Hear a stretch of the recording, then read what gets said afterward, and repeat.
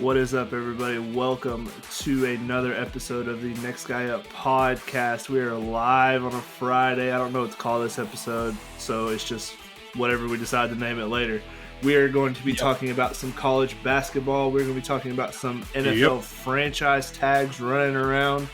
Guys not getting the lead for free agency.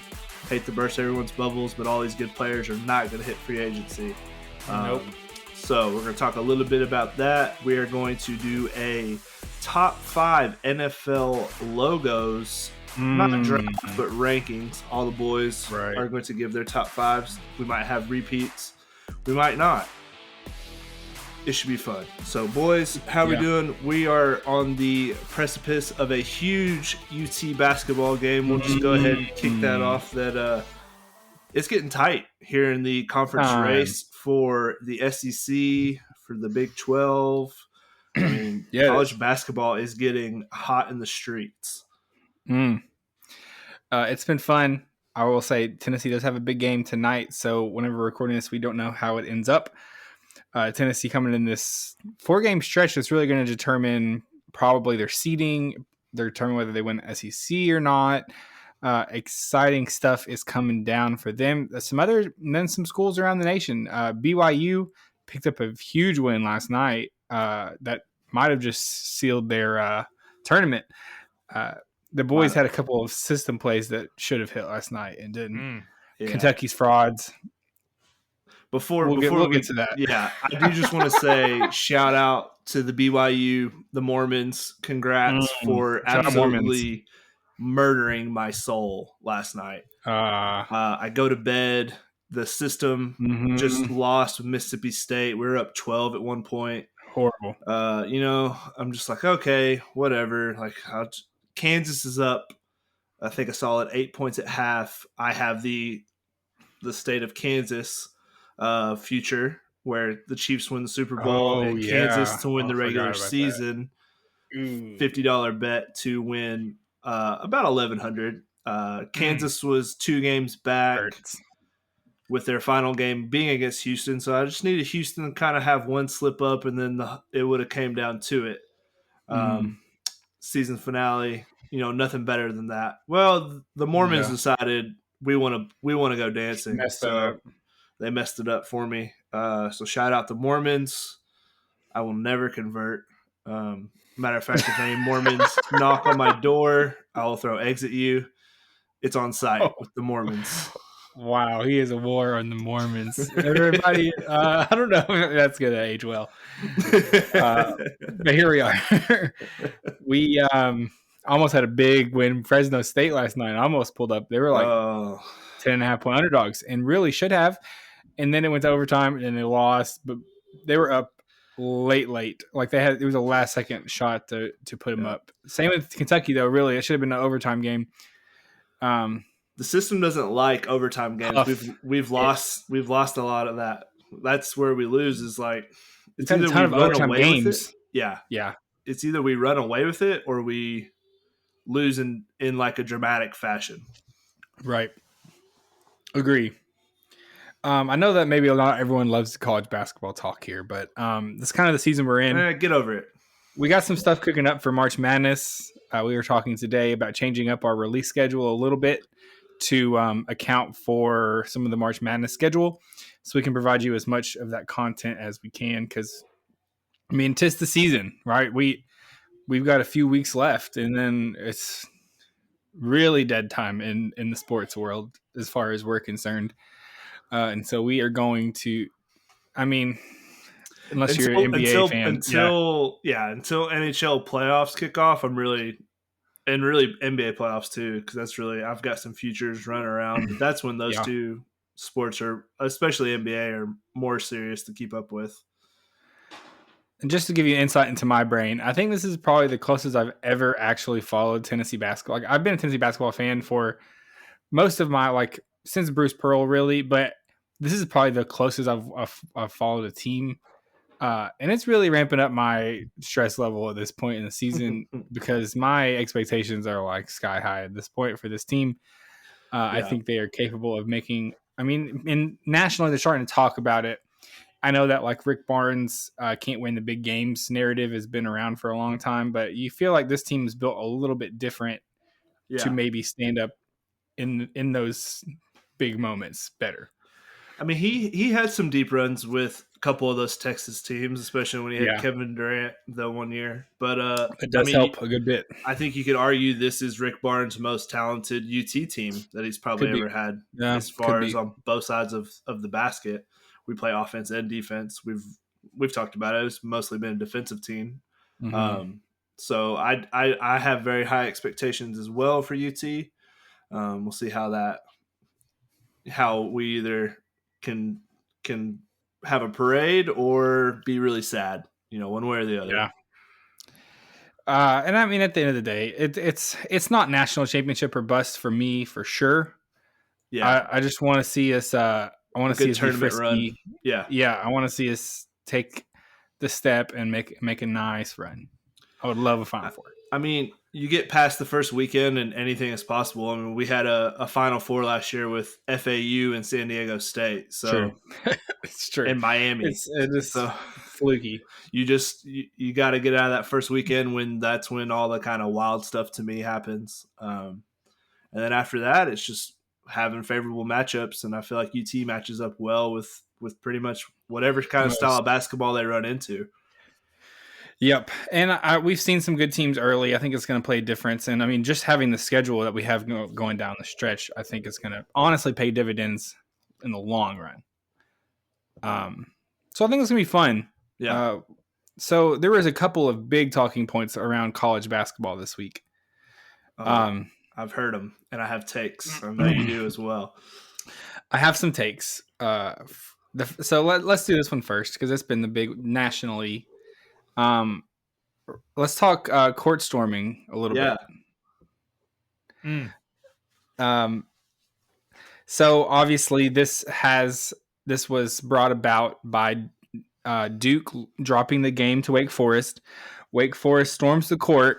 Yep. Filipowski, star player for Duke, seemingly gets injured in the chaos of that moment. He gets the hit and then he falls to the ground. All of a sudden, there is a witch hunt.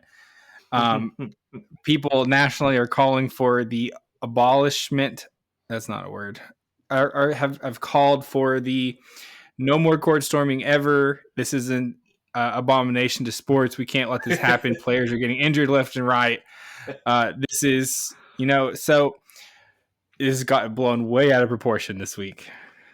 Especially after the video came out where Filipowski was pretty clearly trying to truck a fan. Yep, that he has maybe 8 inches on and probably 50 pounds. And that is really the reason that he got hurt. Whether or not he's actually hurt, I think is still to be seen. If he's actually going to miss any kind of playing time. He went from being an ankle to a knee to just sore on today's injury report. Yeah, he's not going to miss playing time for this. He will play tonight. As of Wednesday night, he will play. I think how at the bottom of the ticker, on ESPN, where it literally said that he was sore, and they quoted it. Oh man, I was like, how's this news that players sore after a basketball game? Wow, it's crazy. Yeah, what a world. I know it really got started with the whole Caitlin Clark thing that happened a few weeks ago. Yeah. And then when the video came out, newsflash, she flopped. That fan just ran by her and she flopped. Filipowski, like you said, it literally looks like he's looking for contact, and then the guy just kind of bumps into him. I don't think you can take away storming the court. It's just part of college basketball. It's a unique thing. It's fun. If you I was listening to a podcast and they were talking about how Creighton did it perfectly when they upset UConn the other night. You have security set up you know it's going to happen. And so it's set up, you get UConn out of there and it's over and done with. It's really not, I don't think fans are looking to be trying to fight these basketball players or hurt them. Right. For sure. And I don't think it's no coincidence that it's Duke. It's a Duke player who mysteriously gets hurt, and now it's a big talking point around the country that oh, we need to get rid of this. Well, maybe it's just because Duke's a bunch of Crazy. crybabies. They definitely. You ever think about that? Maybe we just think that maybe it's just because Duke's just a bunch of cowards. Well, I mean, here's the thing is that, for sure, no one likes getting the court stormed on you. Like that is a very unpleasant situation for players. Like I fully understand that. No one wants these fans in your face screaming and yelling and cheering after you just lost a game. And you were the heavy favorite probably if there's court storming involved. Like I get all of this stuff that makes it a bummer. Like you don't want to be in that situation probably. But guess what? If you're in a situation, and here's my take on it a little bit. First, if you're in a situation where you're getting the court stormed on you, it means you are a very good basketball team. You are an elite team. You probably have been for a long time, long enough for people to hate you. That's what happened to Duke Wake Forest, right? Duke has beaten Wake Forest so much over the years that this warranted a court storm for Wake Forest fans because they just hate Duke. And so that's part of it is you are probably part of a prestigious program that has won a lot of games over a long period of time if you're getting the court stormed on you. And so that's kind of comes with the territory. People are excited to beat you. It's kind of like they're honoring you by saying you are worthy of storming the court. With this being said, we've talked on this podcast all the time about how this year more than ever, top 10 teams, top 25 teams are losing on the road to unranked teams. I think that's why this is happening because there's more and more opportunities for court storming. And so I've heard a lot of people, and this is coming from someone who's obviously favorite team, Tennessee, stormed the field, beating Alabama last year in 2022. And maybe one of the most like memorable field stormings of the year. And that felt very warranted to me in a hard fought game and in a rivalry that has gone one way for a very long time. A dynasty team obviously gets upset on the road. It's a big deal. It's a huge environment. So I'm not anti-fan. I think there has to be a limit to court storming. This is purely in the matchup. Because the reality is Wake Forest were actually favorites in this game, right? Yeah, 3-point favorite. That feels bad to me if you're storming the court as a favorite.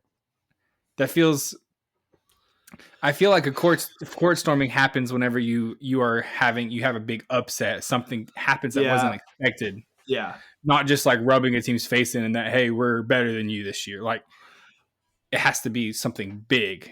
But that was point number one. My only argument with that is they were only favorites as far as betting goes. If you look at, right. I mean, Duke's a top 10 team. I don't know that Wake Forest is even ranked. Definitely not.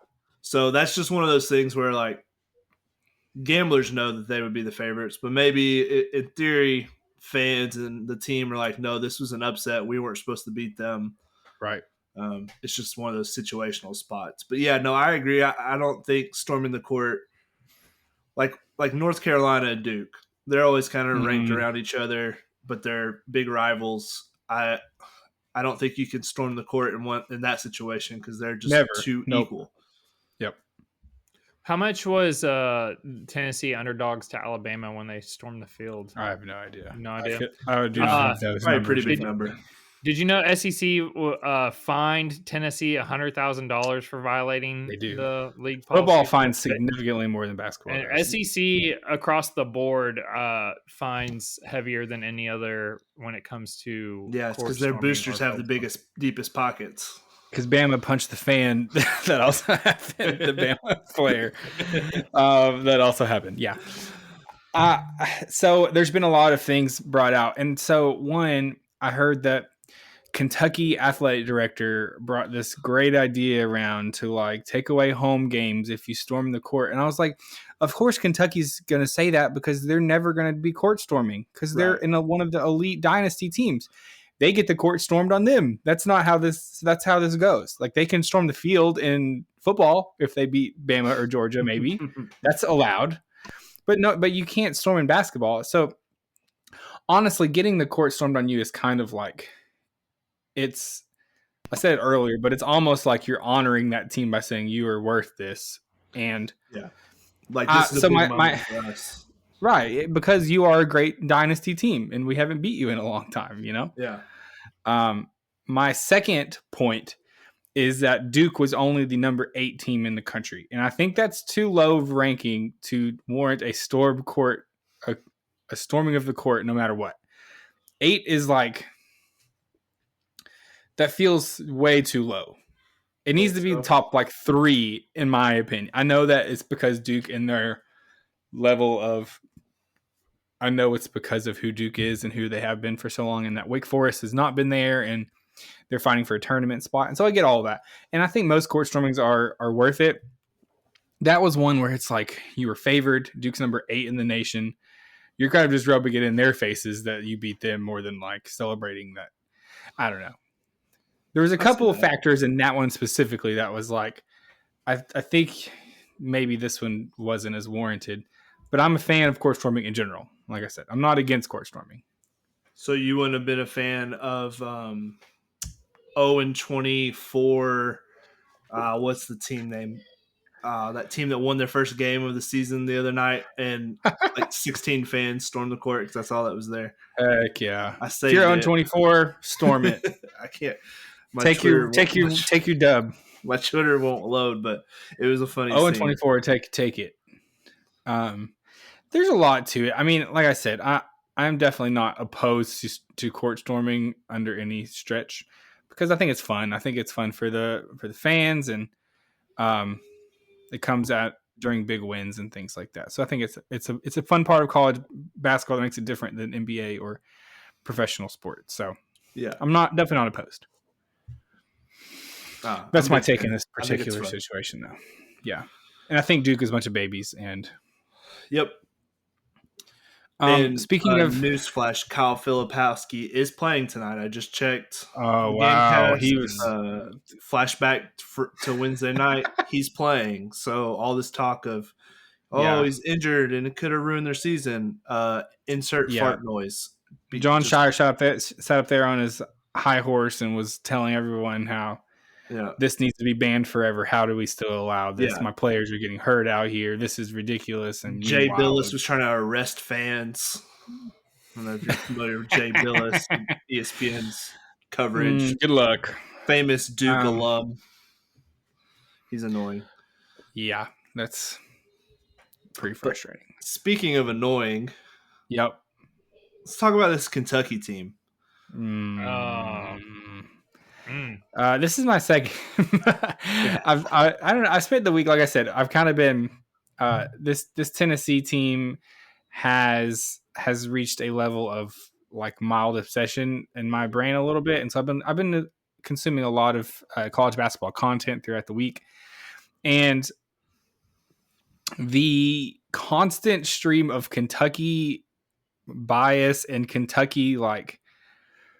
It's driving me nuts to hear about how Kentucky is how they're a sleeping giant, how they're coming up and they're playing their best basketball of the year. They're gonna make a Final Four run now with all of their young talent, and I know I'm extremely biased because as a Tennessee fan of this, I understand this about myself, but I just listening to how people talk about this Kentucky team is kind of just insane to me because in reality, it looks like every Kentucky team looks. They're young, they're inexperienced, they're extraordinarily talented, and they can have bursts where they can beat anyone in the country, but they also can look horrible because they're 19-year-olds. This is not a secret. This is how it's always been. With Kentucky, they always play best in this time of year because guess what? They have grown a year, which is a lot for an 18-year-old coming into college. They have a year's worth of experience now, so they're going to play better for sure. Do they have a potential to make a run? Why? Yeah, if they're playing just exceptional basketball. But if I know anything about young, inexperienced teams, it's that they do not have a tendency to compete far into the season and over a long period of time. They just don't have that built into them. They're built for short bursts of like really high energy, like we saw against Alabama. That's been why everyone's talking about them. It's like, oh wow, Alabama. Guess what? Alabama is really bad at defense. They got 117 points dropped on them. They're like Ken Palm, like 95th in defensive efficiency. That's not good. You're Guess who else got 100 points dropped on them at home? Kentucky. Kentucky did by Tennessee. A Tennessee team that's offense is not their strength, really. Right. And so they're good offense, but not 100-point offense in college basketball. No, they're not a top 10 offense like Alabama or whatever it is.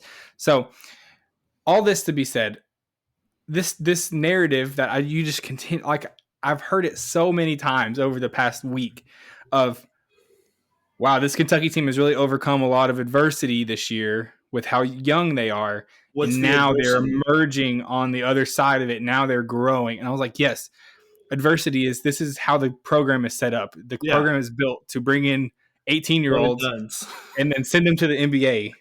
And then you get 5 of the best 18-year-olds in the country, have them play on your team, and then they all leave. This is not new to anyone.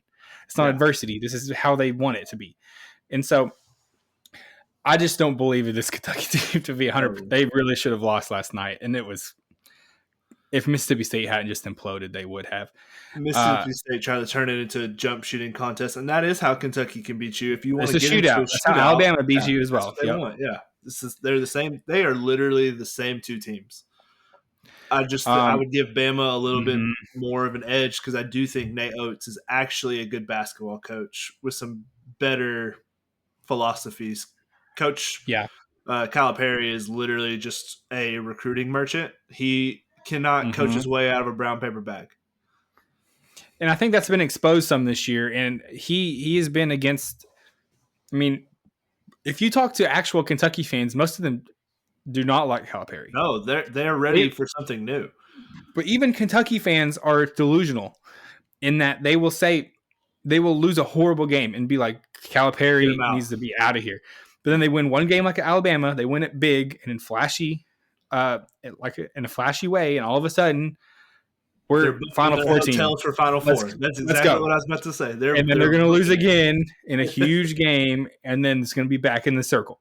And you don't hear other teams being talked about like this. Like, guys, watch Kentucky. They won this game. It's as if they didn't lose to LSU last week, and they gave up a 15-point lead in the second half to lose to a pretty terrible LSU team. And they've lost at home multiple times. They had like a 3-game home losing streak, and people are just like forgetting about all of this because it's Kentucky and that's the name on it. And they have a couple of players who are very good. That's not a secret that Kentucky has good athletes and good talent, but they're not a team. they're like 3. That's what they always are. Like last year it was Oscar Tshiebwe. It was like, yes, they have great players, and that's not a secret. I don't know. This drives me crazy every year, and so, and maybe I'll get one year they're gonna prove me wrong, and Kentucky's gonna roll into Thompson Bowling Arena and make a statement. And sure, could that happen? Yes, I do not think it will. According to ESPN, they give them a 13.1 chance to get to the Elite Eight, a 4.6% chance to get to Final Four, a 0.4% chance to win the title. 0.4. A lot of hype around they just seem low percentage. I know. But you listen to like how the talking heads talk about them, and it's like, man, look out for this Kentucky team. They're dangerous, you know. Yep. 17th ranked on Ken Palm. I hate that. 17th. Makes me sick. I just hate Kentucky though, so here we are. Which one do you hate more, Alabama football or Kentucky basketball? That's a pretty good one. That's a pretty good one. I mean, it's tough because Alabama can usually back it up. Like, when was the last Kentucky national championship? Right. It's been a minute. Yep. I mean, even since they've had like a ultra competitive team, it's been a minute. Where like the whole year they've looked really good and they've been a contender. So yeah. Because they've been rolling into the tournament as like a mid seed for the last few years now. Like they've not even been a high seed like back in the days where he was really pumping out NBA talent with like John Wall, Boogie Cousins, Booker, Anthony Davis, like that run. Like he's really not had one of those runs in a while now. Right. I agree. and I went to college and I watched a lot of those Kentucky games at Thompson Bowling Arena, and I can promise you that's going to be the best crowd of the year for Tennessee Stadium. Tennessee's got maybe a couple of the marquee matchups going down the stretch here with at Alabama and then Kentucky, that home game to end it. I mean, are maybe two of the biggest games on the schedule, like as far as the national outlook goes. So yeah, pretty exciting stuff. Yeah. Yep, definitely going to be coming down to it as far as the SEC goes. I mean, South Carolina's still in that mix a little bit. They're kind of starting to fall off just a hair, but it's definitely going to be fun end of the season. I know me and Zach both have futures for Tennessee to win the SEC regular season. I do. This is correct. I'll jump on it as well. One of Zach's bigger futures. Boost. Yeah. It's 4 months too late on that boost, Mason. It came out. It's looking pretty good. Tied off, or actually, they're in first place because they hold the tiebreaker over Bama right now. That game at Alabama will be massive. Yeah, it's gonna be a big game. All right. Well, any other college basketball stuff we want to talk about? Houston's ranked number 1. Great, good for them. Prepare to watch them lose a 55-51 game in the tournament to marquee, not even them. Bradley University, Indiana State University. Yeah, it'll be something Akron. like that. Yeah, it'll be bad. That's Houston for you. And shout out my guy Mattress Mac. He just bet $1 million on them, so now I know they're not going to win because that guy never wins. So shout out. All right, we got just a little bit of NFL news if we're all done with college basketball for the moment. Feel better. All right. Yeah, got that off my chest. I've been waiting to hear you rant about Kentucky. I needed that because I can't stand them either. Watching them last night, just real quick, that dude number 44, I texted this in a group text. I said, there's nothing that makes me more mad than when a 7-foot guy flops around like he's a little point guard. It's just infuriating. Like, stop acting like you're being assaulted every time you are trying to post up. Just play basketball. So that's the NBA teams like that. They like seeing that. You think NBA teams look at a 7-footer flop and be like, "Yep, that's a good play. That's what good defensive play right there. Good defensive smart play. Basketball." I feel like no one wants that guy to be in the paint against LeBron James coming down the lane. That's what I want. Yep. Some guy who's going to flop around. No. Or Joel Embiid or Jokic. Or good luck Giannis. flopping against Jokic. They're not going to call it, buddy. They're just not. So that was one of my bigger takeaways from that Kentucky game was that guy was just really making me mad. What's up, guys? Just wanted to hop in real quick and let you know there's a new place to find all of the gambling picks that the guys give on the podcast, and that is going to be on Beat the Book. This is a new social app for betting. This is where you're going to find all of our picks exclusively there, so make sure you're following along. You can find it at Tens44, and you'll see our logo as the profile picture, so make sure you're following and ride along with all of our picks. All right, NFL news. Franchise tags are live. They have till March 4th to get them. We've got T. Higgins officially has been tagged. So any team that was wanting to add him as a receiver, that was never going to happen.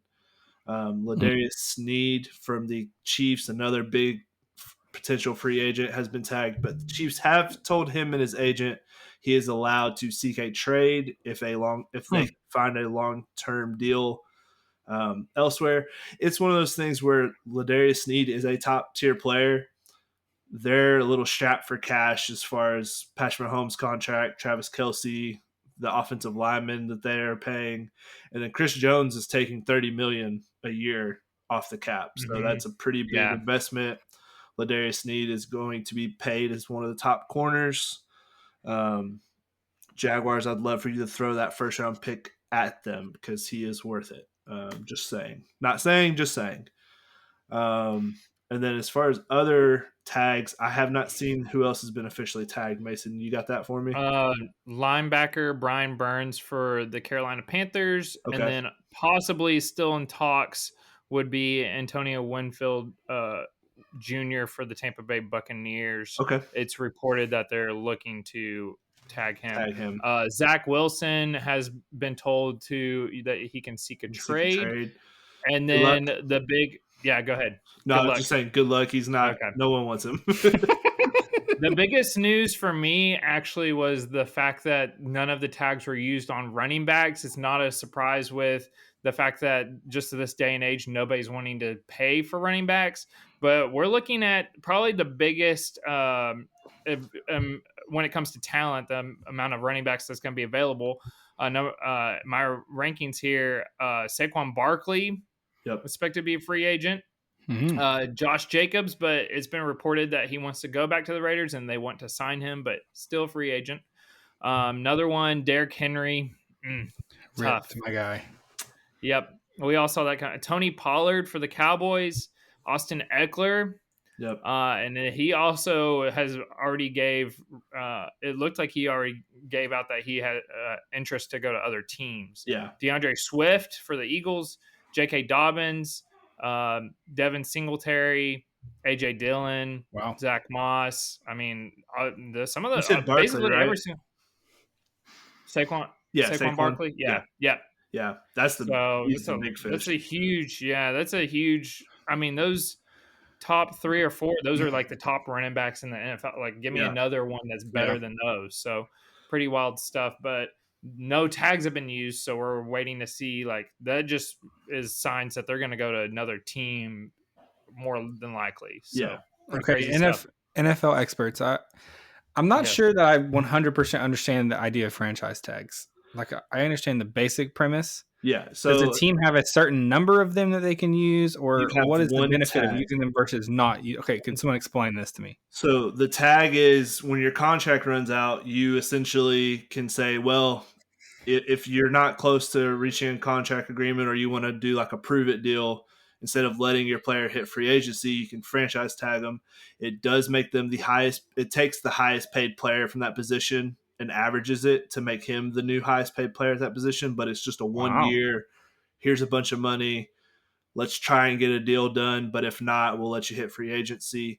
So it's just really a way of trying to prevent your top tier guys hitting free agency. But it does eat your cap room quite a bit. So it's really one of those things if you're a team using it every year, it's not a good situation, but it just keeps your top guys from hitting free agency and being able to accept an offer somewhere else. So it's only one per year. One per year. 1 year. Yeah. And it's a 1-year contract. It's a 1-year contract. And but theoretically, could you just put it on a player for like indefinitely, like every year, just put it on the same guy? So that's the Kirk Cousins rule. Washington did that with Kirk Cousins for a few years. Sick. And it compounds. And I don't know the numbers off the top of my head, but it will take the percentage from the tag the last year to the next year, it like doubles. And then it makes it to where it's an amount of money where you can't pay anyone else. Unrealistic. It's unrealistic money at that point. So, okay. And players you can hold out. This is what mostly happens with guys that get franchise tagged. They'll hold out. They'll refuse to sign the tag. And most they times want a long-term contract. You get a long-term contract out of it. It's just a long, drawn-out way, but it ties up money. It's just not a good look, but it's just a way for front offices to prevent a guy from losing a guy in free agency, essentially. Like the Jags are having to use it on our Josh Allen, which is tough because we need to have that money freed up to re-sign Calvin and do some other stuff. Okay, so tell me if I'm wrong here. It sounds to me like since all the running backs are out of contracts and not getting franchise tagged, does that mean they're just going to kind of get passed around to other teams, basically, like a big carousel of running backs? Yeah. But no one's paying running backs very much, and so it's going to end up being even more devaluing the position potentially monetarily. The position has been getting devalued for a few seasons now, and you're just seeing more and more where these rookies are coming in and just making such a huge difference that with the way a first-round draft picks say you do draft one in the first round, it's still pretty cost efficient, and you get that 5th-year option to where there's no negotiating. It's if they decide to pick up your 5th-year option, that means you're playing on it. And then normally by then, after 5 years, you're you're pretty much done with that running back. It's time to get a new one. You've got not worth the second contract. Yeah, so these running backs, they're just really not wanting to even go in the first round anymore because they can't get a second contract, or if they do, it's like a bargain contract with the second team. Interesting. Okay. That's good explaining, Tins. 10 out of 10 on that. Thank you. I'm giant free agency nerd because that's all I've had to claim for years is keeping up with free agency because my team sucks. Don't tell us we didn't teach you anything here on the Next Guy podcast. That's right. All right, and then logo rankings. Yeah, go ahead. Oh, just one more. Yes. Get your futures in now on the Falcons because Justin Fields will be a Falcon. Heard it here first, everybody. His agent posted a video of him doing a happy dance in his kitchen. Someone said, "You hyped to go home?" Justin Fields apparently liked that comment on Instagram before taking it down. Ooh. Justin Fields is from Atlanta. And they have the 8th overall pick, and they have a good defense, and they have a ton of cap room. The Falcons could be a problem next year, ladies and gentlemen. Plus 3,500. Wow. Put it in now. I still think it's the biggest mistake the Bears will make. They should build around him, but we don't need to get into that rant. No, we'll get into that rant right before the draft. Me and Mason will have a lot you of heard it here first. coverage, biggest mistake ever. Biggest mistake. But yeah. They should have drafted one of the other incredible wide receivers, build around him. But that's all I'm going to say. So there you go. All right. There you go. Let's hit it. We're going to do it. NFL logos. This could get a little contentious or maybe not. I don't know. I don't know how the boys it could for sure. I have some diehard opinions on some logos. So I think we'll just go one by one. We'll start from 5, go on up. We didn't really discuss before, but I think retros are on the table. If you like an old logo. What the heck? Dang. Not. If you just want to do currents, that's cool. I think retros can be I think that might need to be a different draft, maybe for a messing around Monday. Yeah, that'd be a good one. Let's do that. Okay. So if someone else has your same or number but higher, we can wait to talk about it. We're gonna treat it like that. Let's do that. Yeah, let's do that. All right. Number 5. Number 5. You want me to go? Yeah, you go. I think you're gonna see a trend with mine. I won't give anything away. But I will say this. I think for me, I understand the tradition is important. I understand that there is something to be said about simplicity and recognition. I kind of like something a little bit. Well, let's just go through my picks and I'll explain them. I'm going Denver Broncos. Okay. It's a whole horse. The colors are stand out. I think I went with very easy to recognize, unmistakable type of logos. I think it's very clean. It's very obvious what it is. I think there are some other logos where it's like I'm not exactly sure it's happening here. Yeah. I think that way about the Atlanta Falcons logo sometimes where it looks cool, but I'm not exact. Like you have to really look at it for a little bit to understand that it's like a bird that's flying. Yeah. It's hard to mess up a horse head, and so Denver Broncos, my number 5. That's a good one. Lower, yeah, I did too. It came in probably 6 or 7 lower for me. Yeah, gotcha. But it is a good one. I like their retro stuff as well.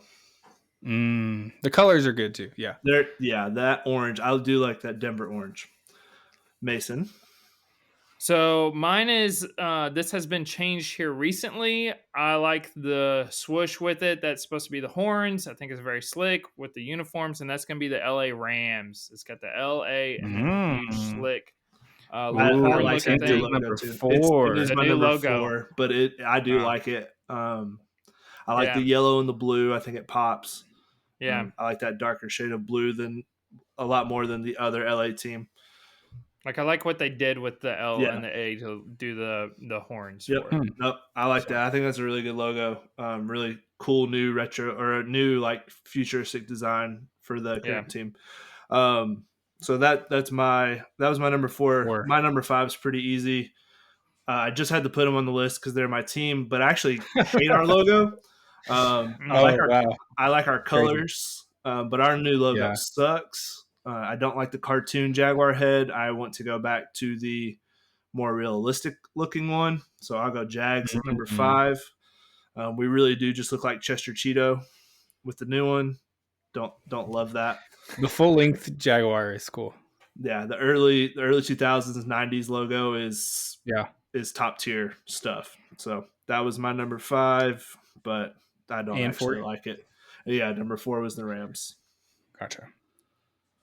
So Zach, you want to go into 4? Yeah, my 4 is Miami Dolphins. Also lower on my list. A lot lower on mine. I don't like theirs. Okay. I don't know. Is this? I like like I said, I like the dolphin vibe. I think the colors there, they pop the. I don't know what color you call the blue. It's aqua because people try to call it teal. Aqua. And I have to fight them teal, online because I have teal. The aqua and orange, I think, is cool. I like the helmet on the dolphin. It's pretty sick. I don't know. There's something about it. It looks bright and it looks sunny. It looks representative of Miami, and so I think that's kind of why I like it. But so good pick. The rest of mine, and I'm not trying to change the rules. I'm just saying I picked these because of my Madden days. I didn't know what the players were. I just kind of would go through and be like, oh, that logo's cool or that uniform's cool. So that's what this is. I will go ahead and tell you. My worst one, sneak peek, is the Browns. It's just a boring helmet, boring colors. I didn't know what a 49er was, so I would just pick things that I knew what they were. So my number 4 is the Broncos. We just talked about it, so I don't have to go through too much, but really nice. I like the colors. Really nice. The picture there, and they do have good retro. You could always pick like the retro on Madden, and they had really cool like retro logos back in the day. So that's my number 4. Love it. So 10. We're up to 3 now for everybody, right? We're up to 3. Yeah, going quick. All right, my number 3 is the Steelers. They have not changed this much over the years. The black and the gold. I don't know. One of those. My top 3 is very traditional. I am a fan of all the 80s, 90s NFL logos. I think that's when they were the best. I like all that retro gear. And the Steelers has changed not very much for me, so I like that one. And it's just a good color combo. Gold and black. It looks good. Cool. All their jersey combos are good. So I'll roll the Steelers there. Yeah, I like the diamonds too, how they're the different colors. Yeah. It adds some different color in as well. Yeah. Is there blue as well? I think so. Yeah, it's like I think it's red, white, and blue. Yeah. I think that's pretty cool. I like that one as well. Yeah, America. Okay, my number 3, I have the Philadelphia Eagles. 10, not on my list. Not a fan of 10. I hate that logo. I don't know. Green, and I really just hate that bird. I think it's ugly. It's a bird, but it's definitely a bird. See, that's the difference between it, and it's more of a cartoon bird, obviously. It's more. There's a way to do animals. Yeah, I do. I like it easily recognizable. It's pretty. It looks good on like. I don't know, something about. I like the way it looks. It's pretty clean. Clean. That's where I'm at. All right, my third one is the Miami Dolphins. Zach talked about it, but you have the sun, which they are the Sunshine State, and then you got the Dolphin. So and the colors. Yeah, I agree. Mason. Right. Not even in my top 10. That's crazy. Wow. Yeah. And I picked it on Madden. Colors, just a fun color when you're a kid. Just pick the for franchise mode uniform for jerseys. Yep. I got you. All right. Okay, top 2. My number 2, I'm going with the Packers. Wow. You know what it is? It's Green Bay, baby. It's the big old G. It's just the G. It's just a G. The yellow and the green. It's ugly, the college but has it's awesome. That logo. Okay, you can find all of these. Every high school has one of these. Every high school does. Yes, that's true. But does every high school have a Bronco on it? Some of them, maybe probably. I mentioned it before on this podcast that high school we went to for volleyball where I destroyed my vocal cords yelling for them. They were the Jaguars, and they had the Jaguars logo for their football team on on their helmets. I'll sue them. No, Listen, the NFL lets that happen for Yeah. high school teams. Yeah. The middle school I worked at was the same. We were the Beavers, and we had the Oregon State logo. The Oregon State, yeah. So Was it There you just go. different color scheme? When it comes to these traditional teams, I like the simple. I don't know. I like Green Bay. I think there's a way you can do this draft where it's like you pick the classic, most recognizable. Yeah. I did not go that route. I kind of went for the most either. interesting looking, but I think there is a good. I think you can look at the Green Bay and be like, man, that's like stood the test of time. It's been good for a long time. I think that's a good argument. On the other end of the spectrum, my number 2. You're not gonna like this, but I like it. We're going with the Minnesota Vikings. Oh my goodness! I might as well say it. That's my number 2. That's my number 2. It's a whole Viking. I mean, it's pretty cool. I don't know. I think there's a way that logo goes really bad. Like literally just a Viking on the logo. But I like it. I like the colors. I like the braids that the dude's got. Yeah. He looks like pretty menacing. Like I said, I think that could go bad, but the side looking profile is just very cool. No, same logo since 1961, by the way. Wow. Mascot's fun, colors are good. Yeah. Good team, one, good Super Bowl contenders. Super Bowl contenders. Yep. Had to have them on there, Being like the only purple team in the NFL, that is kind of like cool. Or no, I guess the Ravens, but every time I think of the Ravens, I don't even think of them being purple. Their color scheme is very cool. I like the purple gold vibe. The purple gold. Shout out Tennessee Tech, Golden Eagles. Wings up. Wings up. My alumni. Went there because it's like a 98% approval. They let you in. 90. Hey, there's 3% of people that couldn't get in, baby. That's right. All right. So who's going to kick off number 1? Wait, is 10? Do you have his number 2 already? Yeah, Packers. Oh, gotcha. Okay.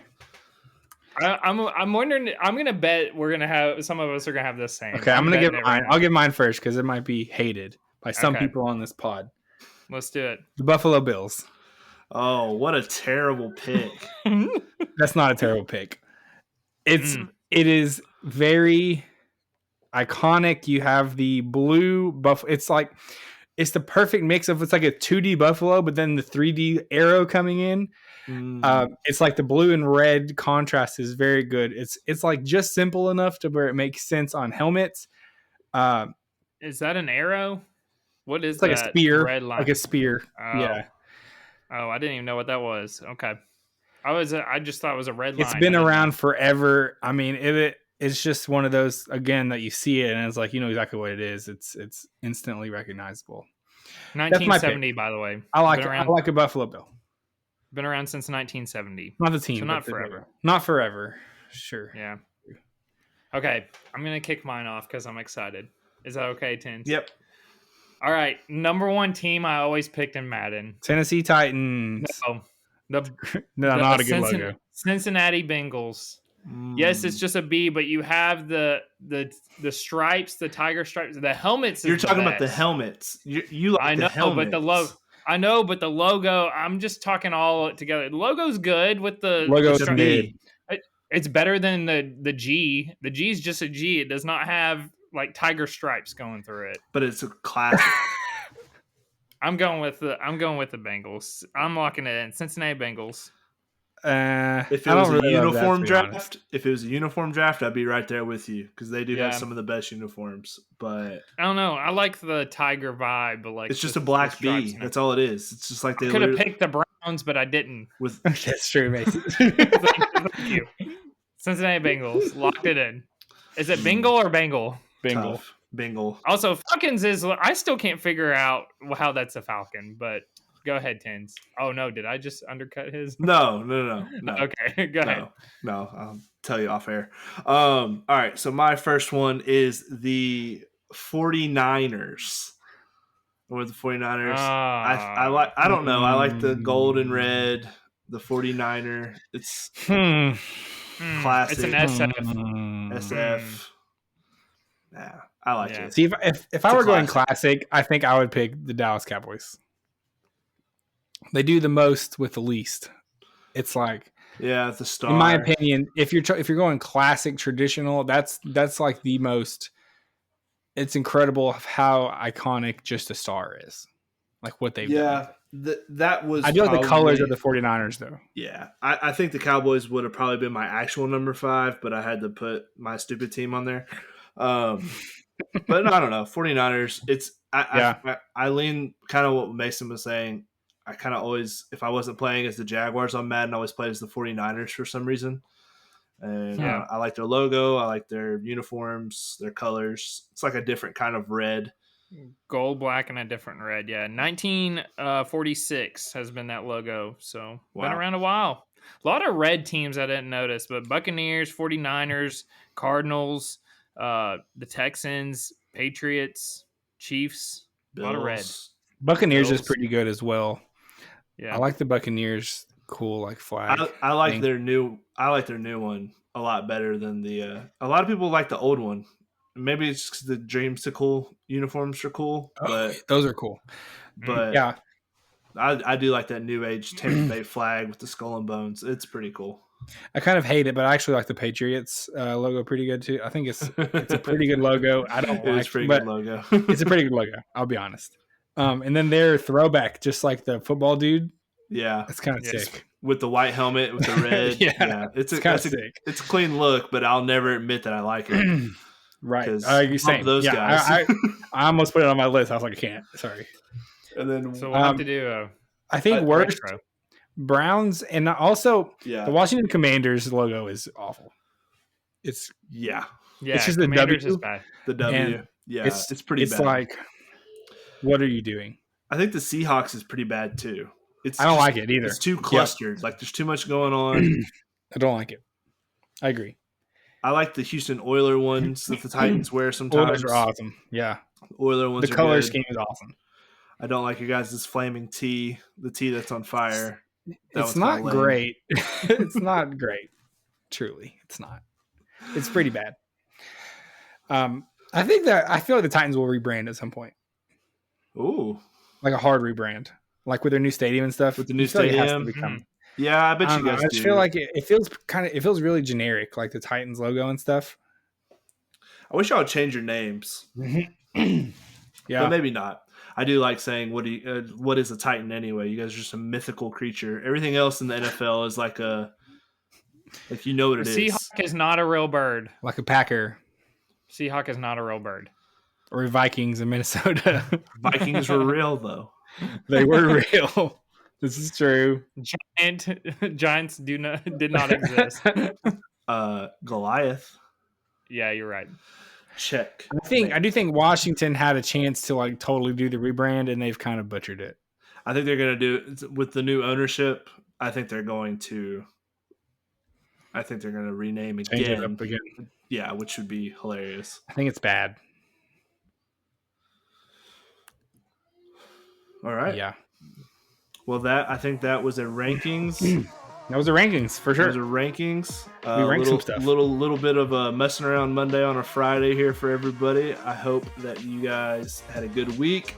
Have a better weekend. We've got a action-packed weekend of college basketball. Make sure you are following us over at Beat the Book. This is a new social app for following bets. I am going to be tracking some of our bets on there. So make sure you're following along, riding with the boys, following the system. We're going to try and make everybody rich before March Madness. And then we've got a lot planned for that coming up. So make sure you're following us. With our interview series next week as well. Yes, we will have a guest, maybe 2. We're going to have some stuff in the bank. We're going to be interviewing people left and right like it's the news channel out here. But make sure you're following us on all of our social medias. Subscribe on Apple and Spotify. Give us a like. 5 stars, 4.5. Nothing below that, though. But we will catch you guys again on Monday for a very special Messing Around Monday. Catch you later. Bye. Bye.